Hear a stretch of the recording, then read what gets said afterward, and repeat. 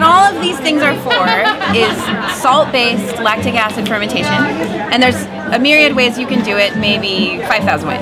They all work, but they all have different sorts of tricks and tips that make them work or not work, and it could be just operator error, which happens, or understanding how the equipment works. The biggest thing to know about the salt fermentation is it's salt, how much, based on what you're making, and then all of this is anaerobic fermentation, so none of it requires air, and it actually doesn't want any oxygen. So the best thing you can do is keep everything under the brine as much as you possibly can. So with all the different ways to do it, I can show you just real quick some examples and why the one I really like is easy, and it's over here. So this one, the best thing to do is keep all of your matter under the brine, so that's how these little weights work. You can do this with a piece of cabbage, another jar, another lid, and this just helps keep everything down and away from the open air. The top of the water, however, is exposed to the air, which is where there's lots of mold and yeast in the atmosphere all the time, and there's tension, and it can land here and start to grow. So if you're not paying attention, you can get pond friends growing here, and you kind of scrape them off, and if you're very good and every day and you keep up with it, this method is great, very easy. It's been working for 1,000 years, no problem. If you're like me and you forget about your stuff, you get moldy things and it doesn't quite work out. So these ones would be another option, is that the food underneath is weighted down. As they start to ferment, they get under a little bit of pressure, and so these you have to burp. The best example is this one, which is the Brussels sprouts.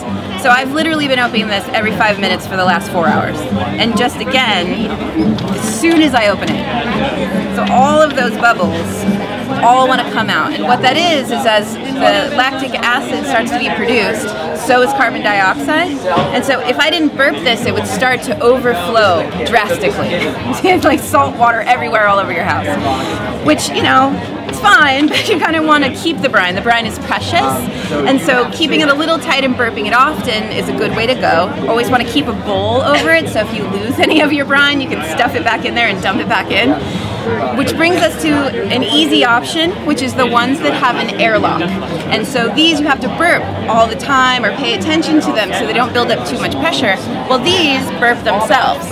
All they're doing is they let the gas off all the time, and because as it's fermenting, it's pushing off the carbon dioxide, well, that pushes all the oxygen out of your vessel, and you can't have any mold without oxygen. And so where in the open air styles, you can get a little bit of funkiness if you aren't paying a lot of attention. Well, this one, the attention is the equipment that you already put on the jar.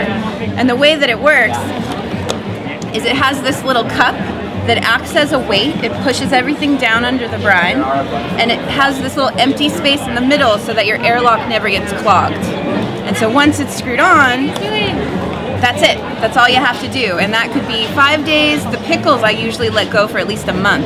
And so in an open air crock, that's 10 minutes a day of paying attention and skimming off foam. This way, it's just in there and closed, and that's just how it is. You don't have to worry about it. Sometimes these can overflow, especially in the beginning, like in here it's a little warm, so they're going to bubble a lot. You can see this got a lot going on. That's because that's a special kraut that we made yesterday. It's the red cabbage, the green cabbage, and apples and grapes. So it's going to be very excited. It has a lot of sugar. This one has a little bit more salt than an average sauerkraut because I want to help control the yeast. Yeast loves sugar and will make alcohol given a chance. And so because this is more for the happy probiotics, not for alcohol, we're going to use the salt to keep it a little bit more under control. And that's basically it. That's as simple as can be. And all you have to do is kind of find your tools and choose your method and then work it out. It's really great, really simple. That's all. 3% salt in the Brussels sprouts? So the Brussels sprouts, normally things that are whole, they get a little higher percentage of salt because they're dense and there can be air in the vegetable matter itself. The Brussels sprouts, being in the cabbage family, I know have a lot of the lactic acid bacteria already on them, whereas something like the carrots that grow in the ground, they have a lot of the dirt bacteria in there also to compete with the lactic acid bacteria, and they're super dense and they have a lot of sugar. So anything with those parameters are going to get a little more salt than something that's cabbage family or that was grown above ground. The real tricky one is beets. They're always the most rowdy because they have all of those things. Very dense, a lot of sugar. And so usually if you want to do beets, I would recommend that you start out with 75% cabbage and 25% beets, and then work your ratio down with the cabbage and up with the beets as you understand how they ferment, because they do a lot of different things and they can teach you a lot of stuff along the way. But if you start out with all beets, they get a little radical and they can scare you off of the process because they can get funny. But all of this works. Like, these are both sauerkrauts and these are kimchi. And what's really fun, I think also with the airlock, is when you have an open air fermentation vessel, the salt is really part of what's keeping all the yeast and the other bacteria in check. So with the airlock, there's no oxygen. You don't have to worry about it. You just be able to keep it in here, and you can use way less salt than in an open air situation. So these pickles are the perfect example. A traditional kosher dill is usually a 7% salt brine, sometimes even as high as a 9%. That's like the old pickles you would get at the fair, and after half the pickle you have a wrinkly lip and you can't talk anymore because it's so salty. But these only have a 4% brine, so half the salt, and it actually takes half the time as well, because the salt doesn't have to work, the bacteria doesn't work past all the salt. It's kind of a happy medium, so you kind of meet everybody in the middle. It's like less other bacteria that encourages the lactic bacteria to outcompete anything that's in there. They're still salty, sour, delicious, but not so much that it hurts you. That sort of thing. So, questions?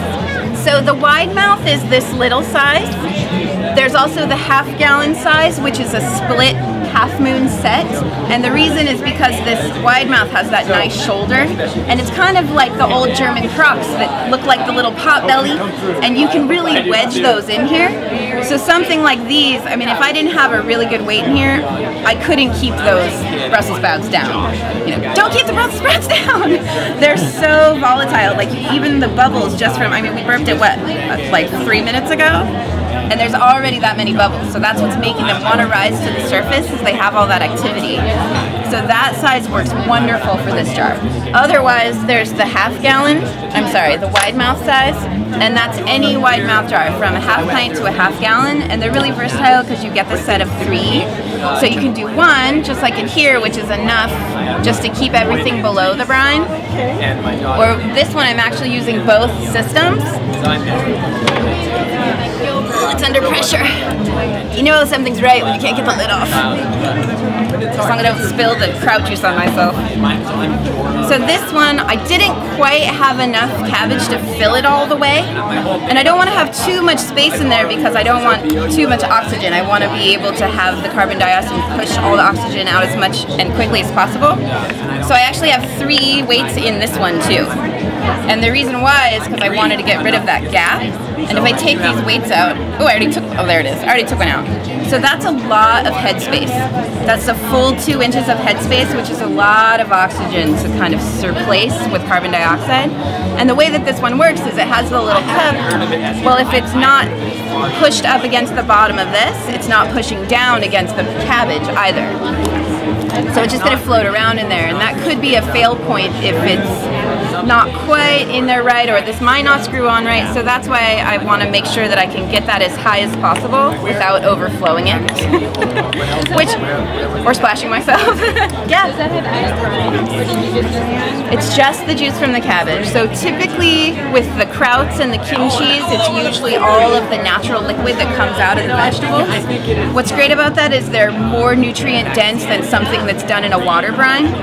But you can't really do that with, well, you could shred the cucumbers, then they would have enough water, but trying to keep them whole, as soon as you cut into them, they're going to get soft fast because they don't have a very stiff cell structure, whereas the cabbage, well, this is Brussels sprouts, making tiny kraut with shredded Brussels sprouts.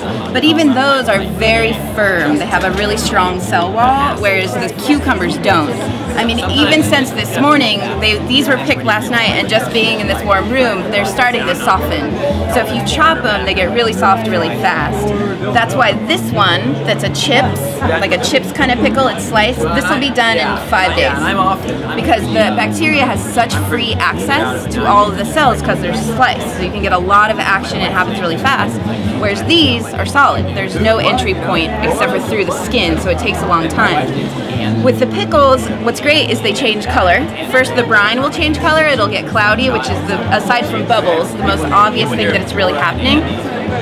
But the pickles themselves also change color. So this is the fresh pickle, this is a fermented pickle, and that's how you can tell that the bacteria has made it all the way through and pretty much back out again, and that everything is equalized as you have this perfect uniform olive color. So there's a few pickle varieties, they're like a fermented pickle, but if you get them from the grocery store, if you cut them in half, if they're not uniform, you're not getting the high value of probiotic that you would be from a longer fermented pickle. And that's the same thing that goes for kraut. I mean, kraut is salt fermented cabbage, but the time frame is what's going to give you better bugs, basically. So a week, kind of sour, really crunchy. 3 weeks, you get all the bugs and still pretty crunchy. If you go past 3 weeks, usually you start to lose some of the biological activity and your kraut starts to get soft. So usually I would advise 3 weeks you just stick it in the fridge, unless you're lucky enough to have a cellar or a basement, which I'm not. I want one. But Yeah, well, tell them I said hello. I'll come out and have a beer with at least 6 months, but they start to get softer. So the longer they're in the brine, the softer they get. The kraut, I mean, years. I mean, they, you know, it used to go on sea ships for years at a time, and it's fine. So same, it just gets softer. So it depends on your texture, and that's why, like, I wouldn't make kraut in a big giant thing like this, because I can't eat all that kraut before I would be tired of that version or that flavor. Whereas having the modular system with the perfect pickler, or even this is a new one that we're going to have come out in November, and it's also modular, that it fits any wide mouth mason jar.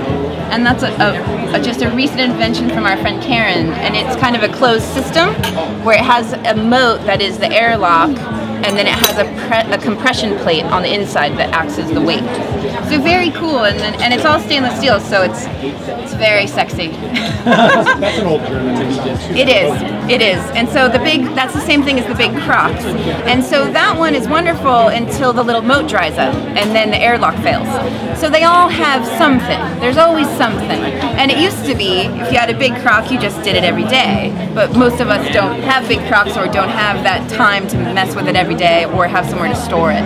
But if your grandma just did it that way, you can do it that way too. We just have been trained a little bit better about, oh, it's moldy, throw it out. It didn't used to be that way. So a little bit of mold, that's nothing. You know, a lot of mold, scoop it to the side, who cares? Give it to the pig. So it's okay, a little bit of mold's okay. So there you go. You guys have any more questions? Thinking, any more questions? Yes, please. I read somewhere to cut off the blossom end of the cucumber. Yep. And because it has enzyme in it or something? Yep. Okay, I must have missed that part because I arrived after. No, we haven't even talked about that yet. Mostly we're talking about the overall process, not the specifics of each recipe. So, but doing cucumbers, yes. Cutting off the blossom end will drastically increase your crunchiness. So, yeah.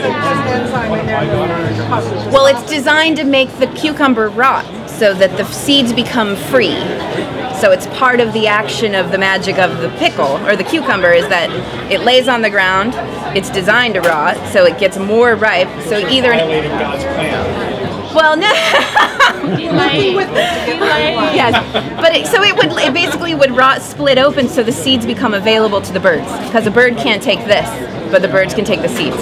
So it's an incredibly smart design. Yes, and the other thing is, there's like all manners of things that they work. Sometimes they work really well, sometimes they work for some people and not other people. So it's kind of a lot of experimentation to find what works right for you. I've found sometimes with the grape leaves, depending on where they are, they can tend to have a lot of natural yeast on them, because grapes have a lot of natural yeast on them. So you'd want to choose the youngest possible leaves you can get, and you want to wash them very well, because especially if you're doing something like has a lot of sugar, like very ripe cucumbers have more sugar than younger ones, you could get some yeast issues that you've introduced yeast to your culture. So with a low salt, they wouldn't be able to overcompete the yeast. So it's just, you kind of have to like weigh the differences. One last thing. Beets are tricky. And so now I've heard you say some things that can make it complicated is if it's a dense vegetable, if it's a very sweet vegetable, and If it's grown in the ground, which is a beet. Yes. So Kvass is amazing because if you can tame it or encourage it to do what you want it to do, it's magic stuff. I mean, it really is. But it also can make some funkadelic stuff. I mean, it really can go radically amazing. Not bad. It keeps going, it does. And so, you know, the kvass, I think, is one, a trick of having very clean equipment. Two, if you're using a lot of the same equipment, is make sure that you start from the base of 0. So that especially if you had a batch that went bad, you aren't, you don't want to reintroduce any of the organisms so that you're just constantly battling the same problems. If you're really having trouble, peel the beets. Some people say don't peel them. If you're having trouble, peel them, because there's so much bacteria in the skin that was next to the dirt that no matter how you wash them, I mean, beets get pits in them, you know, from little bacteria and bugs. Well, you can't get the dirt out of there. So there's bacteria in the dirt that you don't necessarily want to be fermenting. So if you peel it, you can eliminate some of those problems. I don't know, actually. Does it? Yeah. I don't know if. Yeah, I know that you can do fermented green beans and have blanched them, and it helps with sometimes it gets stringy, but I don't know. I don't know about that. So the beet kvass, I am definitely not even a practiced amateur at that one. I have a very good friend who's very good at making it, and we just go with that. Leave it to the pros.